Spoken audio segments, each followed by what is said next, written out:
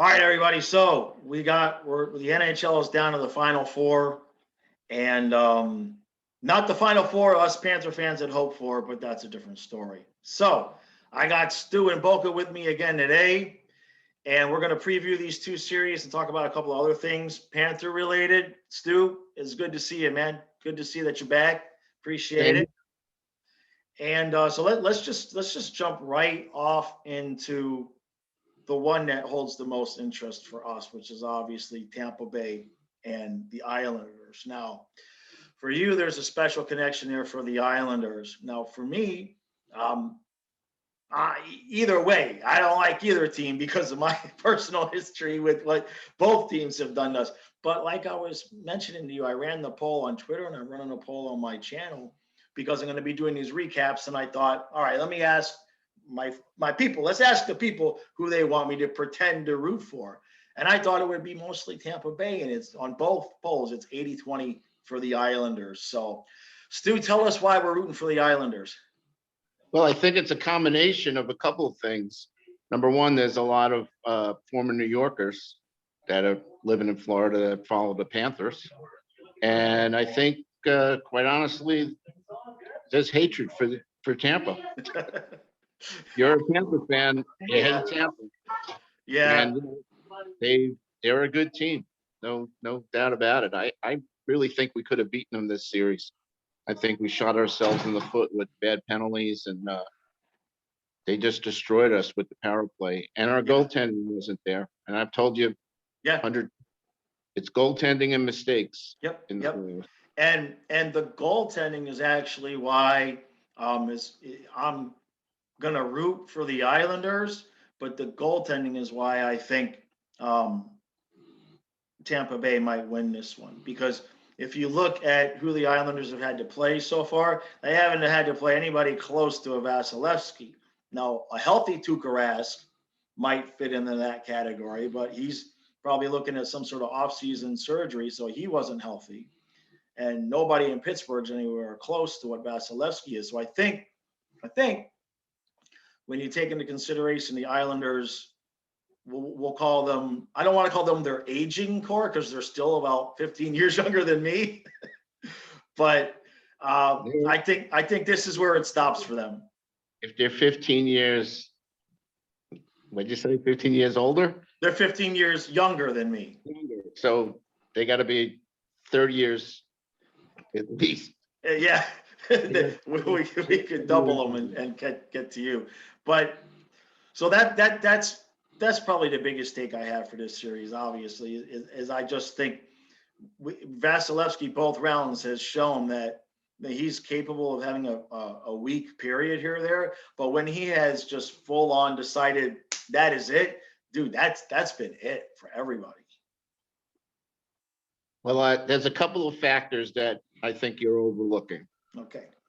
You can have the best goaltending in the world, but if your defense sucks and if your defense makes mistakes, good teams take advantage of it. Right. I think the key to this series for the Islanders is playing their game. They're really aggressive on the forecheck. I love that fourth line. I think they got the best fourth line. Cizikas, Clutterbuck, and Martin. Martin, right. So I think they're actually going to probably go against the top line. So, again. Well, and that leads into what you've been talking to me about with coaching. Absolutely. Right. I still say Barry Trotz is number one. And, obviously we talked about the Jack Adams finalists, Quenneville, Brind'Amour, and I think the coach from Minnesota. I got to lean, even though, I'm a homer, I got to lean towards Brind'Amour. Yeah. I agree with you there. When I saw the list, and then when I saw how they described the coach of the year is the coach that had the most, effect. And most impact on their team. If you look at it from that POV, clearly Brind'Amour far more than far more than Q, because Q's kind of, yeah, not that Carolina doesn't have a good team, but Q's kind of handed a stacked deck of like, this shouldn't be too difficult to make the playoffs with this roster, and without getting any further. I mean, I know they only count regular season for those, but yeah, I think Brendan Moore gets it. I think he deserves it, honestly, with what he's done with that team. But getting back to the series, Yeah. I think, big blunder by the Capitals to let Trotz go, especially after winning the cup. Yeah. I don't know what they were thinking, but Trotz, his main focus is on defense. Right. And I love this kid. I think his name is Pollock. Even the commentators on the game the other night just highlighted him. Right. So I don't know. Varlamov, he's a great goalie. Yeah, he's. In fact, I think I texted you earlier today. There was a post by the NHL, and they listed the 4 goalies: Price, Fleury, Vasilevsky, and Varlamov. And I said, all 4 of them are great. It depends on who's hotter.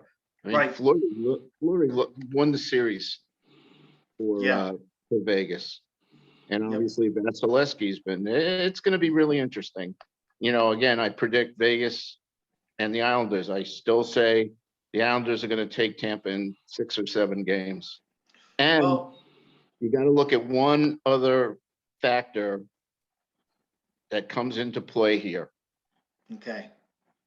This is the last hurrah for the Nassau Coliseum. Right. It's a small place. And obviously, being from there, that place rocks when the crowd is into it and the players feed off that energy. Right. So, well, it's going to be interesting. Yeah. I mean, Islanders are going to have to steal at least 1, if not 2, in Tampa Bay, obviously, to make that happen. They've got to get out of Tampa 1-1. You know what I mean? They're not going to pull a Vegas, like Vegas. When Colorado had that 2-0 lead on Vegas, I didn't buy it for a second, because I know Vegas can just turn it, they could turn it on and off like that. And especially since the game 1 they lost was clearly because they were just beat down, exhausted. Yeah. So let's talk about the second series a little bit. Vegas and the Canadiens. To me, and I know this is probably everybody's take. To me, I think if the only way Montreal even has a remote chance is if Carey Price just absolutely stone cold owns Vegas, because Vegas just keeps coming. I said it the other night, when we watched the Panthers play and there's 5 minutes left and we're down by a goal, and Barkov and Huberdeau decide they're going to start busting their ass to every puck and skating hard. Vegas comes out like that and plays the whole damn 60 minutes like that. It's crazy. Yep, they do. And obviously Marchessault, Smith, and Erickson are very formidable first line. Right. But they also have Tuck, who I don't know how many hits he had the other night, but he just destroyed a couple of players. I know he took down McKinnon, and McKinnon. Yeah, I saw that. Yeah. McKinnon was nuts on him. So, they can frustrate the other team. Yeah. I like Reeves. And Stone. I mean, Carrier. No, Reeves, Carrier. Who's the other guy on that line? Brain fart. Yeah. Anyway, that's a tough line. Hey, in the playoffs, 3rd and 4th lines are really important. Yeah. That's why I go back to the Islanders. That's Zizekas line.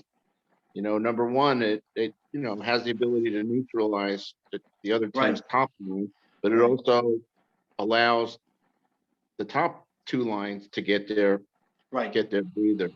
Right. So obviously I don't follow. I've been following each series. Montreal very surprisingly took down Toronto. Yeah, Toronto. Toronto is like a bad drunk. They just find a way to do it to themselves. You know what I mean? They get to the club and it's 11 o'clock and they haven't had a drink yet, and you think you're safe. And by 1 o'clock, they're rolling around on the ground clucking like a chicken, and you wonder what the hell happened. And they do it every year. It's just, the only guy I feel worse for than Steve Dangle is myself, because the poor guy complaining about they haven't won a playoff series in 17 years. And I'm like, try 25, brother. Try 25 over here. Well, I'll leave it at this, and then we can move on. Yeah. I just want to see some really good hockey. Yeah. I agree with that. Now, so who do you think, which one of the two teams you think has a better chance of taking out Vegas when they get to the finals? That's a good question. Like I said, I'm going with the Islanders all the way. Right. Well, not because because I come from Long Island and I supported the Islanders from day one and I worked for them. right. But I like their work ethic. I like their coaching, and obviously. And they're not over the cap. And excuse me. And they're not over the cap. Oh boy. And I think the games you watch. I think the games at the Coliseum are going to be the important games. That crowd.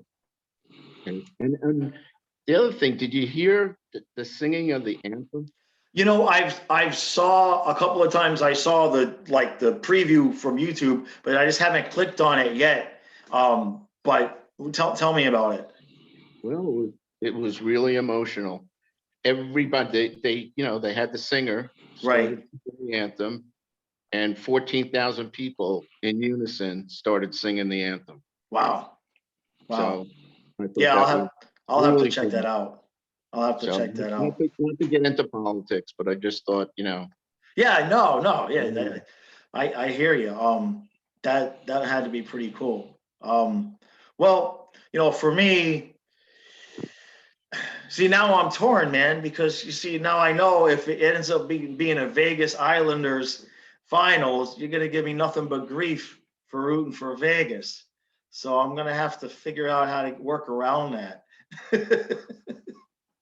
I want, because you know me. Look, from a hockey standpoint, it doesn't really matter to me. Sure, let the Islanders win. So let me ask you, why do you want Vegas or think Vegas is going to take it? Well, that's two questions. Why do I want Vegas? Because I enjoy the chaos and I want to be able to make a video where I'm tagging Doug and Matt and the rest of the team. And that video is Marchessault and Smith skating around with the cup, and I'm just staring at them. I want to make that video. So that's really the honest reason why I'm like, if Vegas wins, I'm good. Now, why do I think that they have a chance? I think they'll wipe the floor with the Lightning. I think that because Tampa Bay's defense does have a tendency to be a little bit iffy from time to time. And Vasilevsky, if he's not dead on, you can get 4 or 5 goals against him if he's not right on. So I think Vegas could take advantage of that. I think Vegas could absolutely frustrate the hell out of them. Now, the Islanders, that's a different story because, like you said with Trotz, if anybody could devise a defensive system, encapsulated in a series that would frustrate Vegas, it's going to be Trotz. So, and now he was the coach of the Capitals when they beat Vegas the last time right. So we've seen that movie once already. When the first game Vegas won, and I thought, oh geez, Vegas is going to sweep this. Washington looked horrible. They look like there's no way they're going to win a game, and then they never lost again. So, yeah. Does Vegas have home ice against either team? Yeah, because it was Colorado 1, Vegas 2. So gotcha. either way, that either team. So yeah, I think Vegas's chance. I think they'll take Tampa out. I mean, I'm not saying it's going to be a sweep, but I think 5-6 games at the most. I don't think Tampa can keep up with them, especially with all the hockey that Tampa's played. But with the Islanders, that could be one of those series where it goes 7 games and every game is an overtime and double overtime. exactly. That smells like that to me. So from that perspective, we all want to see the Islanders in Vegas because that to me more than that's like two heavyweights really, really going at it. Not that Tampa's not a heavyweight, but I just think matchup wise, Vegas and Tampa are more similar. Where with Vegas, they're one way, and with the Islanders, they play a completely different style, and it would just be great to see them butt heads like that. So I'll go that far. Fleury's been playing really good. He made that one save. I mean, he won the game. Yeah, what he's been doing is specifically is making those key saves at the right time. Even in a game, you're playing against elite competition. You may play great and still give up 3-4 goals. Yeah. But it's when you give that one goal up, and I know that last game, Colorado did everything they possibly could. That was a hell of a game, just back and forth, with the lead exchanges and everything.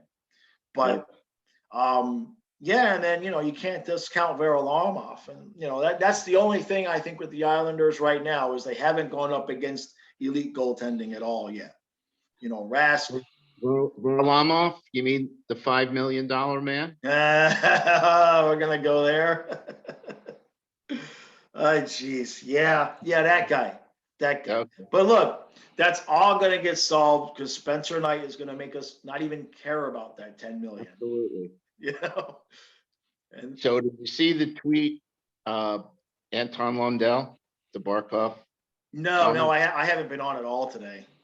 So no, this was yesterday or the day before.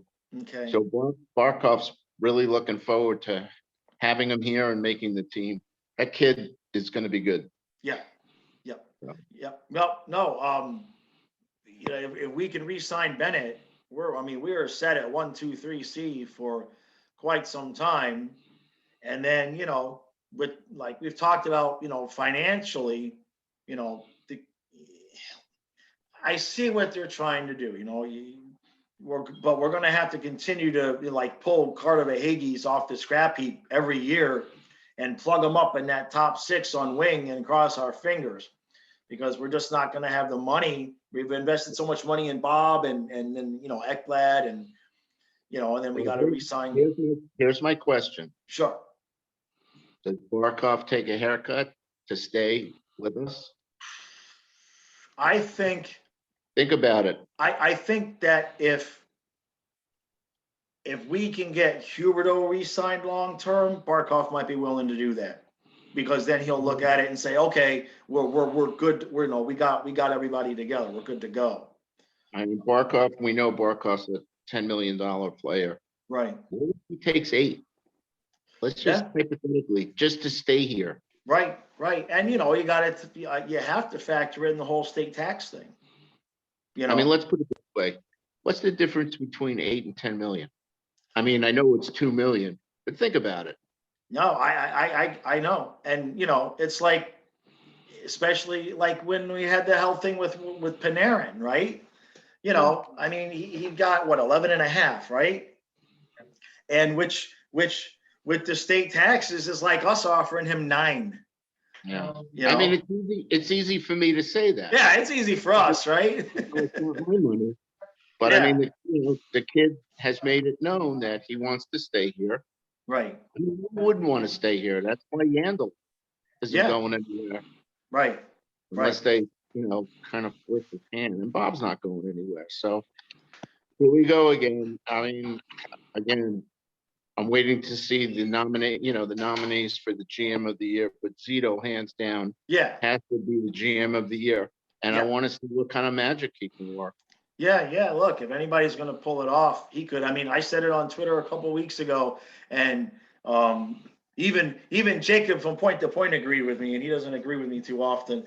I said, look, last year at this point, if somebody would have suggested on Twitter, why don't we just get Hornqvist for Matheson? They would have been laughed off of Twitter and called an idiot. You know what I mean? There's a man, you're cuckoo for Cocoa Puffs. That ain't never gonna happen. And then sure enough, so Nope. once I saw that, it's just like when people tell me, not to come up with any ideas about how we can get rid of Bob, all I can say is, dude, we got somebody to pay us for Matheson. Okay.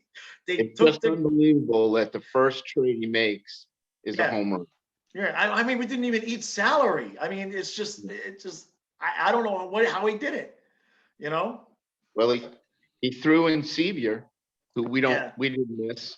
But No. anyway, it's again, I think we ended the last video by saying it's certainly going to be an interesting summer for Yep. us. Yep. We got a lot of good assets. And We got I think it's a month today, or give or take, that the expansion draft is coming up. yeah. So we've got that chaos coming. That's going to be I stay off of social media for that one, man. I'll make my videos and everything, but this is going to be burning down because I have a really, really weird odd feeling that it's not just going to be as simple as, oh, we lost Krieger.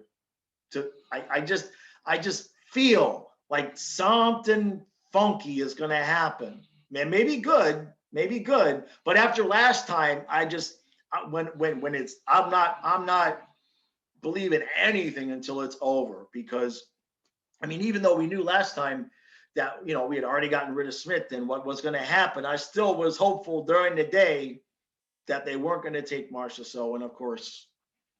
Well, I told you who I'm worried about them taking. Yeah, I know. That's why I know. Is a really good player, man. Yeah. He definitely came out of nowhere, and he just impressed me. Yep. No, So, the only hope. you build a team with defense, Right. and goaltending, and yeah, we'll wait and see. It's all we But can do. look what we did back in our draft. Obviously Right. taking Van Beesbrook, but we Right. built a team of blue collar workers, Right. and we made the Stanley Cup Finals in our third year. Right. Vegas did it in one, and And they've been in the playoffs. before Vegas, the Panthers were the most successful expansion team. Yep. Before Vegas. Yep. Oddly enough, they took our players to go beat our record. So, I mean, you got a good scouting team. Right. They'll pick the right players. Yeah, no, Seattle's probably, I don't know if they're going to be as good as Vegas. Now, the fun part would be if we just all doubled down on crazy and Gallant went to Seattle and did it again. That would just be I mean, he's there, right? Yeah, but I think that's what's gonna happen. And what's funny is the third video I made on my channel was Gallant getting fired, because it was right when I started the channel. And I didn't know anything. I didn't know nothing about what was going to happen. And I ended that video by telling Gallant, I wish you luck in Vegas. And then it happened. You know what I mean?